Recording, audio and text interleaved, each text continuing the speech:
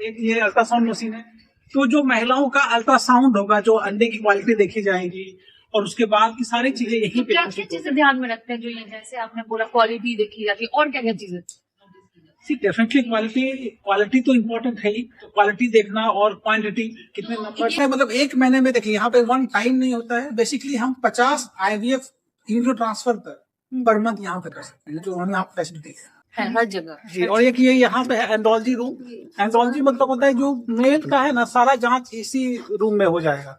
तो सारा पुरुष के लिए भी है, पुरुष के लिए इधर IVF आ गई है क्या? तो अब नहीं, पर आप समझ नहीं रहे हैं। आप माँ बाप बनते हैं तो बाप मतलब फादर का भी ना। तो जो भी अगर माँ बाप नहीं बन पा रहे, बच्चे नहीं हो रहे, तो 50% फादर 50% मदर, दोनों का योगदान है इसमें। अच्छा, मेरे साथ जुड़े हो, मैं मौजूद हूँ अभी पटना के फुलवारी शरीफ क्षेत्र में जी। GN कॉम्प्लेक्स BFD 16 के जस्ट अपोजिट। अब सबको लग रहा है मैं हूँ कहाँ? मैं इंदिरा IVF फर्टिलिटी क्लिनिक के पास। ये जो समस्या है इंदिरा IVF और इवन फर्टिलिटी की जो समस्या है, ये बहुत ही कॉमन है। और इस क्षेत्र में बिहार में बहुत नामी, बहुत जाने माने डॉक्टर दयानिधि जी, जो किसी परिचय के तो पहले मोहताज नहीं है। आप यहाँ देख सकते हैं जो मुख्य अतिथि हैं, जो लोग आए, पुनीता हंस मैम भी हमारे साथ अभी जुड़ेंगी और आप उनसे जानिएगा क्या प्रोसीजर है, क्या समस्याएं होती है, आखिर ऐसा क्यों होता है। सबसे पहले दयानिधि जी से बात। ये व्हाट इज इनफर्टिलिटी? जनरली ये क्वेश्चन सबसे पहले आ जाता है।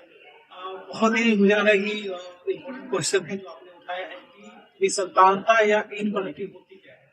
तो बेसिकली सपोज कि कोई कपल है जिन्होंने शादी के बाद अपने बच्चे के लिए कोशिश करना शुरू किया और उसके 1 साल तक वो कंसीव नहीं कर पा रहे हैं, मतलब वो साथ में रह रहे हैं विदाउट एनी प्रोटेक्शन, कंसीव, और वो कंसीव नहीं कर पा रहे हैं और 1 साल तक हो गया है, तब उस कंडीशन को बोलते हैं निसंतानता।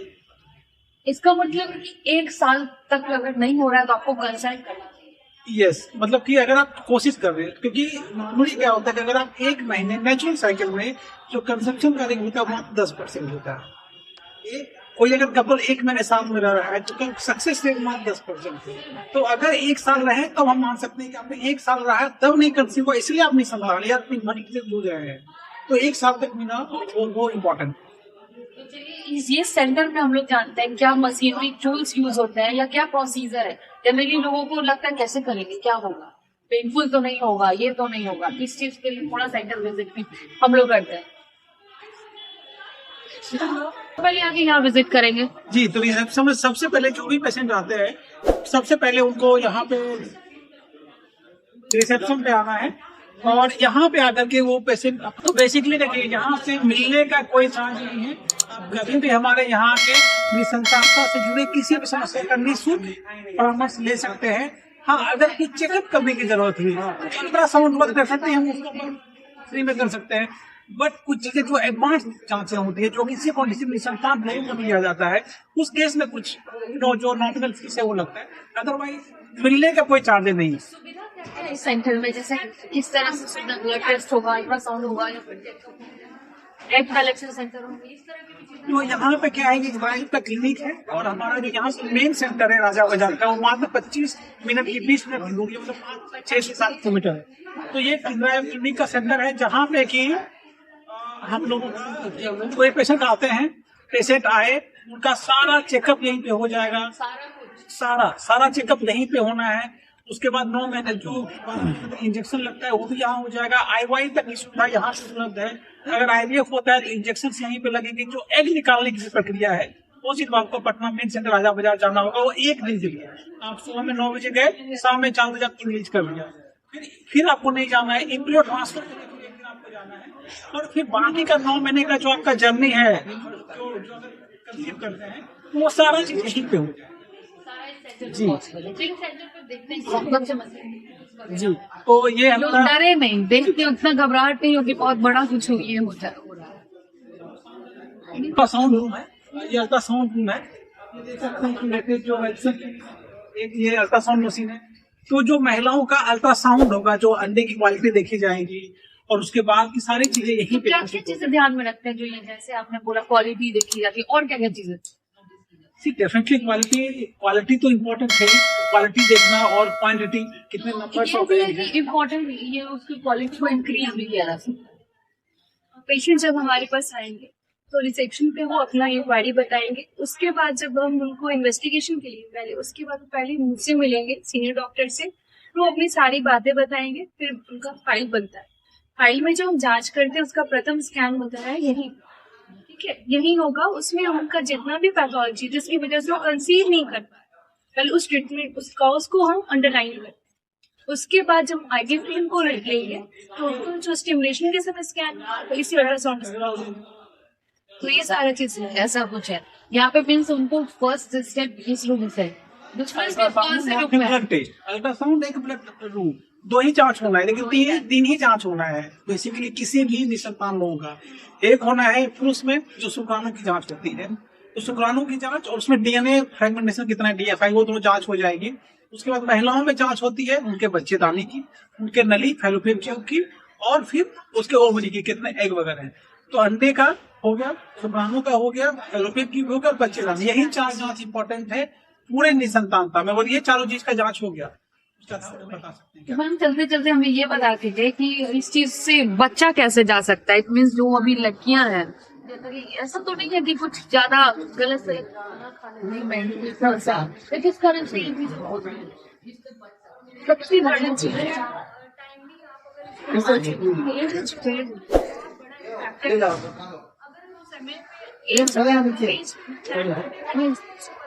ज्यादा आई थिंक ये अभी चले जा रहे हैं तो 35 तक में तो बेस्ट है। और दूसरा खाना पीना बाहर का जो हम लोग फास्ट फूड खा रहे हैं तो अवॉइड करना बहुत अच्छा रहेगा। पीसीओएस से भी आप बचो। तो बेसिकली मैम का मॉडर्न लाइफस्टाइल एक इम्पोर्टेंट फैक्टर है। उसमें एक चीज बहुत इम्पोर्टेंट है समझना कि जो महिलाओं और पुरुषों में थोड़ा सा अंतर है। महिलाओं का जो बेस्ट टाइम होता है कंसीव करने का होता है 30 साल से पहले, नहीं सबसे बेस्ट टाइम है कंसीव करने का। एजुकेशनल सेक्टर में 30 साल करेक्ट, शादी में वही करती जो अधिक उम्र में जो शादी हो रहा है, मैं वही बोलूँ करियर ओरिएंटेड हो गए तो 30 साल से कम में ठीक है। 30 से 35 साल अगर आप महिला का उम्र है तो उसके 25% चांसेस कम हो जाते हैं कंसीव करने के नेचुरल। 30 से 35 साल के उसमें 35 से 40 साल में 50% तक कम हो जाता है, और 40 के ऊपर 75% तक कम हो जाता है। क्यों? क्योंकि जब अंडे होते हैं, जो एग होता है, उसका क्वालिटी जैसे जैसे महिलाओं की उम्र बढ़ती है अंडे की क्वालिटी कमजोर होती है, कम हो जाती है। ये हमेशा याद रखना है। तो ये चीजें नेचुरल है, ये कोई इसको साइंस को आप डिफाइन नहीं कर सकते। साइंस है तो उसको आपको एक्सेप्ट करना है। तो जो भी लोगों को नेक मां बनना है वो महिलाएं अपने एग को फ्रीज कर सकती है। सबसे बड़ा मेरा नेक्स्ट सवाल यही होने वाला था कि जो फ्रीजिंग का वर्ड बोला वो इस सेक्टर में यहाँ पे पटना में इनलाइन के सही सेंटर पे इनलाइन राजा बाजार में उपलब्ध है। इनफैक्ट हम बहुत लोगों का करते भी हैं। इनफैक्ट जो कैंसर के लोग हैं, जैसे जिनको कैंसर हो गया और आपको पता है कैंसर का इलाज पहले होना जाना है, और बच्चे होना वो इमरजेंसी ट्रीटमेंट नहीं है, बाद में प्लान कर सकते हैं। तो अगर किसी को कोई कैंसर पेशेंट है, मेल भी है या मेल हो या फीमेल है, तो अपना सीमेन भी फ्रीज करवा सकते हैं, अपना एग भी फ्रीज करवा, तो हम लोग करते रहे। तो उसी तरीके से जो जिनको लेट प्लान करना है वो अपना एग फ्रीज कर सकते हैं। सारी सुविधाएं एक्ट्रेस प्रियंका चोपड़ा उन्होंने जो एग फ्रीजिंग को इतना नॉर्मल कर दिया कि हर कोई आसानी से चाहे तो इतना भी है तो आप माँ बन सकते। एकदम मैं वही बोला, बायोलॉजिकल क्लॉक के अनुसार आपका बॉडी चेंज होता है। तो अगर आपको लगता है कि आपने बेबी को लेट प्लान करना है तो आप अपने एग को फ्रीज कर सकते हो। तो सोशल बोलते हैं, और सिंगल मदर भारत के संविधान में दिया गया है कि आप कानूनी रूप से अपने सिंगल लोग जो फीमेल है अपने एग फ्रीज करवा सकती है।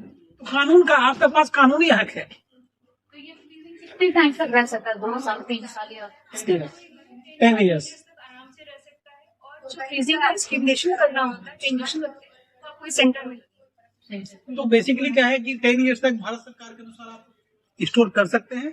अगर उसके बाद से है तो जो भी फीमेल को करना है, महिलाओं को करना है, वो एक लेटर लिखेंगे मिनिस्ट्री ऑफ हेल्थ को, वो परमिट कर देंगे। तो 10 साल तक उन्होंने अभी तक राइट दिया हुआ है कि हम फ्रीजिंग कर सकते हैं।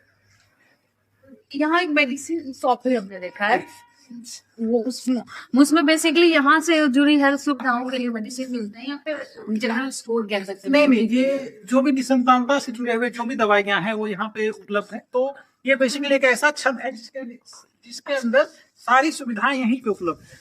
तो हाँ, तो ये आप देखते हैं फार्मेसी, ये हमारा फार्मेसी है, इसमें सारी दवाइयाँ यहाँ पे रखी हुई हैं। ये सारा फार्मेसी का है ये सेंटर पे जी। तो ये हर जगह जितने भी सेंटर है आपके हर सेंटर पे है हर जगह जी। और एक ये यहाँ पे है एंडोलॉजी रूम। एंडोलॉजी मतलब होता है जो मेल का है ना, सारा जांच इसी रूम में हो जाएगा। तो सारा पुरुष के लिए भी है, पुरुष के लिए IVF आ गई है क्या? अब नहीं, बट आप समझ नहीं रहे हैं, आप माँ बाप बनते हैं तो बाप मतलब फादर का भी ना। तो जो भी अगर माँ बाप नहीं बन पा रहे, बच्चे नहीं हो रहे, तो 50% फादर 50% मदर, दोनों का योगदान है इसमें। अच्छा, तो मेल का भी जांच होना चाहिए। हमेशा आप लोग मेल को इग्नोर कर देते हैं, बोलता है कि महिला प्रधान है, ठीक है, बट एक्चुअली बच्चे के लिए दोनों समान रूप से जिम्मेदार है, ये समझना होगा। तो बहुत सारे लोग जो है, जो मेल से जुड़ी समस्या है, जो उनका प्रॉब्लम है, उसको जांच अच्छे से नहीं करते हैं। तो मेल में जहाँ सीमेंट सब लोग जांच करता है, लेकिन उसके अंदर DNA डैमेज कितना है शुक्राणु में, वो बहुत इंपॉर्टेंट है, और वो बहुत लोग जांच नहीं करते। मुझे लगा आज के समय में मॉडर्न लाइफ में बहुत ज्यादा DNA डैमेज बढ़ जाता है। तो ये मेल में भी है कि इस एज तक उनको भी फादर बन जाना चाहिए? नॉर्मली नहीं, ये उन्होंने भगवान ने उनको एक ऐसा आशीर्वाद दिया हुआ है कि उनकी उम्र बढ़ती है, लेकिन स्पर्म कम हो सकते हैं थोड़ा बहुत, लेकिन ऐसा नहीं होता खत्म हो जाता है महिलाओं की तरह। तो महिलाओं में तो है कि एक जब माँ के पेट में वो होती है तभी बन जाता है उनका एक। जब वो माँ जब प्रेगनेंसी है और कोई फीमेल है तो हमें वही 10 से 12 सप्ताह में एक रिजर्व ओवरियन लग गया। जब जन्म होता है, तो जब महीना शुरू होता है, तो उसके बाद वही रिजर्व से ओवरियन रिजर्व को खर्च होना शुरू होता है। जब उम्र बढ़ती है और रिजर्व खत्म होना शुरू बंद होता है, जब खत्म होते होते 40-45 साल में देखते हैं उनके अंडे खत्म हो जाता है, रिजर्व तो मेनू हो जाता है। ये नेचुरल चीज है, इसको आप चेंज नहीं कर सकते। इसीलिए महिलाओं को बोला जाता है कि सही समय पे बच्चे को प्लानिंग करना है, और इसलिए अधिक ये बहुत कॉस्टली नहीं है होगा ना, जैसे जो चार्जेस सबसे ज्यादा भारी है। नॉर्मल अगर 100 में से 10 से 12 कपल जो है उनको नेचुरल TI बोलते हैं, टाइम इंटरकोर्स, कब साथ में रहना है हम यही बताते हैं, और वो 1-2 महीने में कंसीव कर जाते हैं। 100 में से 10-15 लोग। अच्छा, ऐसा होता है? हाँ, क्योंकि उनको पता ही नहीं है कि इससे शादी के 2-3-1 साल हुए, उनको पता ही नहीं कब साथ में रहना है, कहीं कोई बाहर रहता है, टाइमिंग नहीं पता है, तो हम उनको फॉलिकल मॉनिटरिंग करके बोलते हैं कब साथ में रहना है। तो 100 में से 10-15 लोग ऐसे कंसीव हो जाएंगे। कभी वैकेशन में भेजते हैं, उससे भी हो जाता है, चले जाओ इसलिए चले जाओ। सेकंड हो गया IUI, जो कि एक basic first line of treatment है, और इसका सक्सेस 10 से 15% है अगर सही पेशेंट का सिलेक्शन किया जाए। और बाकी जो बच्चे हैं वो IVF में आ जाते हैं, और IVF का आजकल बहुत सिंपल है, बहुत ज्यादा इसके बारे में सोचना नहीं है। बस पेनफुल प्रोसेस तो नहीं है, बिल्कुल पेन नहीं होता है। आप इंजेक्शन 10-12 लगाएंगे, जो 10-12 इंजेक्शन लग रहा है उसका, जो आप डायबिटीज कोई होता है तो जिंदगी भर इंजेक्शन लेता है, यहाँ तो वहाँ 10-12 दिन लेना है। वो इंजेक्शन लेके उनके अंडे निकाला, और जब वो ऑपरेशन थिएटर में लेंगे उसका कोई ऑपरेशन कोई काट छांट नहीं है, नीचे के रास्ते जाकर उनके अंडे को निकाल लेते हैं अल्ट्रासाउंड मशीन में देख करके। कोई काट छांट नहीं हो रहा है, कोई भी सर्जरी नहीं हो रही है। उनके एग को निकाला, हस्बैंड का सैंपल लिया, दोनों को लेबोरेटरी इम्यूनोलॉजी लेबोरेटरी में मिलाया, और बिलीव मी जो लेबोरेटरी में एनवायरनमेंट होता है वो मां के सेल का एनवायरनमेंट है, बच्चेदारी का उसके बराबर है। हम लोग उनको 5 दिन तक रखते हैं, और 5वें दिन हम ट्रांसफर करके महिलाओं के गर्भाशय से बच्चेदानी में घर भेजते हैं। तो यही होता है वो सब चीज? नहीं, ये हो जाएगा आपका पटना का मेन सेंटर में, ट्रांसफर और एग निकालने की प्रक्रिया मेन सेंटर में होगी, बाकी सारी चीजें यहाँ। तो अब ये हमने दिखा दिया आपको, अभी तक दिखाया रिसेप्शन, अल्ट्रासाउंड रूम, फार्मेसी, एंडोलॉजी जहाँ पे मेल का जो BSc में जांच और BFI हो जाएगा। उसके बगल में एक IUI रूम है, जहाँ पे हम IUI की क्रिया यहीं पे कर सकते हैं। और उसके साथ साथ ये रूम है जो कि यहाँ पे देख रहे हैं इंजेक्शन, जो 9 दिन इंजेक्शन पड़ेगा, आप देख सकते हैं यहीं पे सारी प्रक्रिया होगी। तो इंजेक्शन रूम है, इसी फ्रिज में हम लोग 2 से 8 डिग्री टेम्परेचर है, स्टोर करके रखना है। विदिन 30 सेकेंड इंजेक्शन महिलाओं के शरीर में जाना है, विदिन 30 सेकेंड। तो बहुत सारे पॉसिबल हो जाता है ये 30 सेकंड में इंजेक्शन चला जाएगा, वहां से निकालेंगे और उसको डालेंगे। तो बेसिकली इसके लिए हम घर में नॉर्मली हम नहीं अलाउ करते हैं कि घर जाकर, वो दैट्स द रीजन, क्योंकि जितना देर आप थोड़ा सा टेम्परेचर वेरिएशन होगा तो उसकी जो इफेक्टिवनेस है वो कम हो जाएगी। इसलिए हम लोग को और सब में अलार्म वगैरह लगा हुआ है, ताकि कहीं भी टेम्परेचर डिफरेंसेस हो हम उसको फाइंड आउट कर सकें। और उसके बाद ये है हमारा पैथोलॉजी, जहाँ ब्लड कलेक्शन और सारे ब्लड का जांच यहीं पे हो जाएगा। तो महिला और पुरुष का जो भी ब्लड का जांच होना है वो इसी यहाँ पे सारे अंदर सुविधाएं हैं, यहाँ पे हो जाएगा। तो ये तो अभी तक आपने देखा IY रूम भी देख लिया, एंड्रोलॉजी देख लिया, हमारा इसका ये इंजेक्शन रूम या हो गया हमारा ब्लड कलेक्शन रूम, सारा ब्लड कलेक्शन। खाना खाना जहाँ चेंज से नहीं जाने की जरूरत नहीं। तो एक यहाँ अगर सुविधा की बात किया तो एक बार में कितने लोगों का इलाज हो सकता है एट वन टाइम?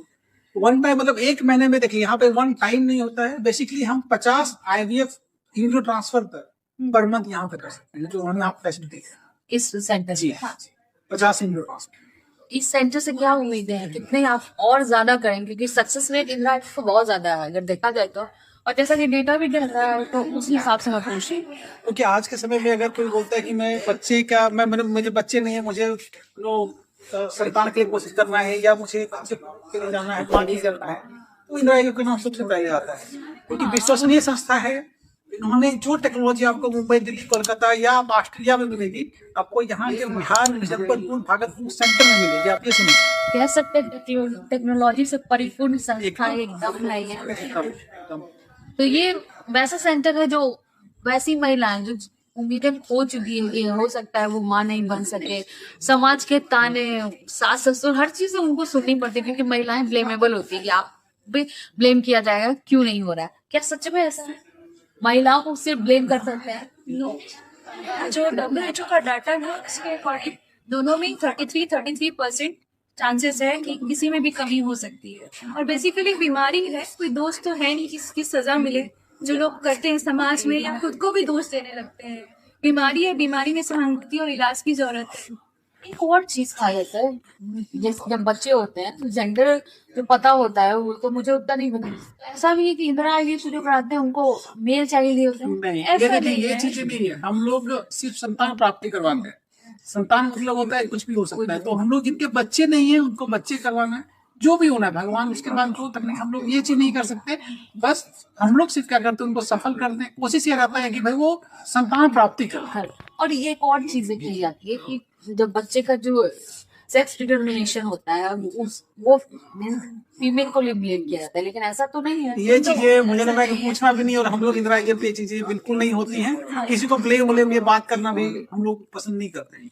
तो सेक्स डिटर्मिनेशन के लिए जिम्मेदार कौन है, मदर और फादर? ये सब सामाजिक है, और ये चीजें जो करते हैं उनके लिए साइंटिफिक बायोलॉजिकली कोई जिम्मेदार नहीं है। भगवान की देन। जो भगवान के लिए, इसमें कोई जिम्मेदार क्या होगा? जिम्मेदार कुछ नहीं होता है। मैं बार बार बोल रहा हूँ, ये निसंतानता का केंद्र है। मतलब जो संतान का आपके नहीं कर रहे नेचुरल तरीके से, हम उनको हेल्प करते हैं।